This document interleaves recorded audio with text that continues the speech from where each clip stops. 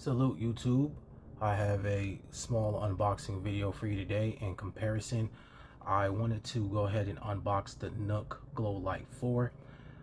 This product has become an integral part of my life over the last maybe year or so since I got the Nook glowlight 4E. And so I thought it was time for me throughout the holidays to go ahead and glow up and get the Nook glowlight 4. So let's go ahead and take a look at this. Okay, and this is the pearl pink edition. The only other color that they have is like a matte black. Some people say that the pink edition is a little bit better due to the fact that it has a white border instead of the black. The screen is slightly recessed, so if you're viewing it at certain angles, sometimes you can view small black bars just from the outer borders of the device.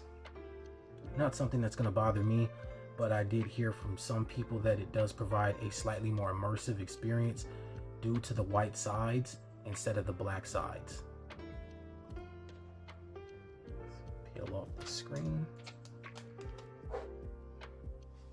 and let's turn it on. So it does have all of the same sides as the 4E does.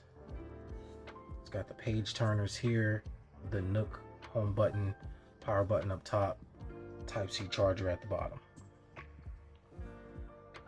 Barnes & Nobles did just recently come out with their Plus edition.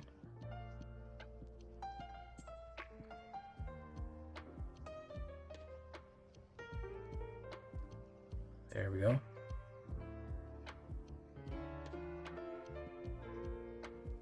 Loading up now. Load up screen does take a little bit of time, but it's not something you're necessarily going to have to worry about once you get the device on and running.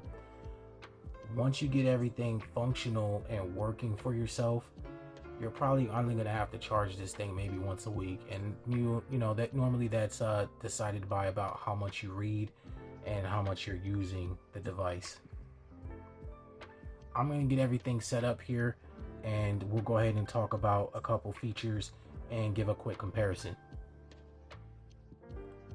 Okay, so I do have a little bit of juice here in my newly unwrapped device. Go ahead and slide in. It's really easy to get going. All you do is sign into your Barnes & Noble's account and everything will load in for you. The only thing I have an issue with getting the load in is your side loaded content. I do hear online that you are able to side load content onto the Nook. However, everything that I have here is books that I have personally purchased from Barnes & Nobles.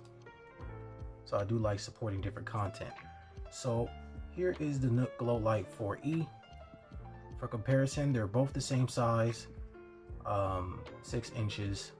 The only difference is that the Nook glowlight 4 has 32 gigs of onboard storage, while the 4E has 8. The glowlight 4 has a glowlight backlight adjustment, as it's suggesting here, whereas the 4E does not. And you can also adjust it using the home button. If you hold it down for 2 seconds, it will adjust the glowlight 4, or it will take you to home. The 4E will just take you home. So right now, this right here is $20 off at Barnes & Nobles, originally retailing at $150, and this one's retailing at about $120. Currently, you could probably get it for about $100. So not much difference in price, but the biggest significance for me is going to be that extra storage capacity. So let's get into a quick comparison. One of the biggest reasons why I bought this thing, and I almost forgot to list it, is the fact that it has 300 PPI rather than 212 that the 4E has. Let's go ahead and unlock this. I'm in the middle of a book. Let's get back to the home. So as you can see here, you can see the difference here in lighting. I'm gonna go ahead and boost that screen brightness to to almost the same, so you can have a look. Hope it's not too blown out here. So you're looking at it, it's about the same. So essentially what you're looking at is 300 ppi versus 212 ppi. I couldn't find too much information online from people giving me an accurate representation, so I thought it'd be a good idea to buy it myself. One of the biggest things and reasons why I got it is reading manga. So I'm going to click on the manga here, and I'm going to find that same manga here, and we're going to go ahead and give it a look.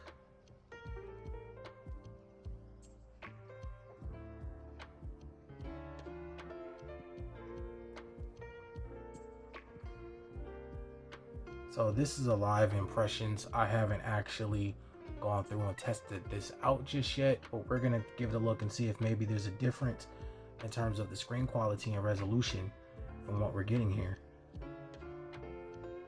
especially when it comes to the artwork and when it comes to the speed of it and the quickness.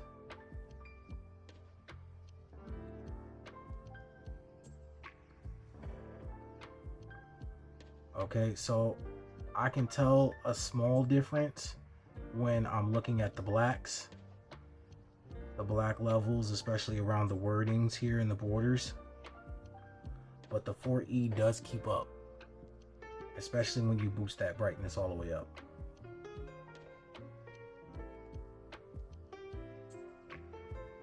So I'm slightly sitting at an angle. You do still kind of get the words from the previous page still kind of seeping through just a little bit, but it's not so much that it's unusable. So like a page like this where there's heavy inking and drawing, I don't see any of the previous screening or the previous underlay coming through. So it's very legible, it's very readable. It's slightly sharper on the 300 ppi for smaller print. So if I'm looking at the screen on the 6 from an angle, I can kind of see the manga a little bit better. So if I go like this, you can see the words just a tad bit more clear than I do on the 4E. Still amazing to look at. It's still not bad. See if I can hold that steady. But sometimes it's about those angles, especially if you're laying in bed and you're trying to read and you got a little bit of back bleed coming through from like a previous page or a previous image, and so you have small print. Obviously you can change the print size, but when I'm reading a manga, I don't really want to mess with the print too much because I also still want to see the art.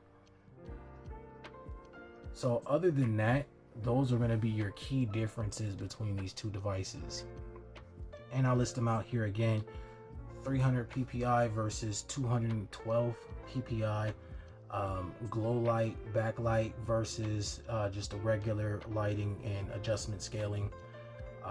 Then you have the 32 gigs versus the 8 gigs. And those are going to be your primary differences. Both really good devices. I really had no issues with the 4E. Just really wanted to get a new device and try this one out with the higher resolution. And so far I am loving it. So it's definitely going to be a keeper for me and a daily user. Alright guys, thanks for watching. If you have any other questions or if there's anything you want to know further about these devices, I got an update I got to do on the 4, and hopefully it betters the speed. Gives me a little bit more speed on this device. And thank you guys for watching. Happy to be back making a little bit of content. You have a great day.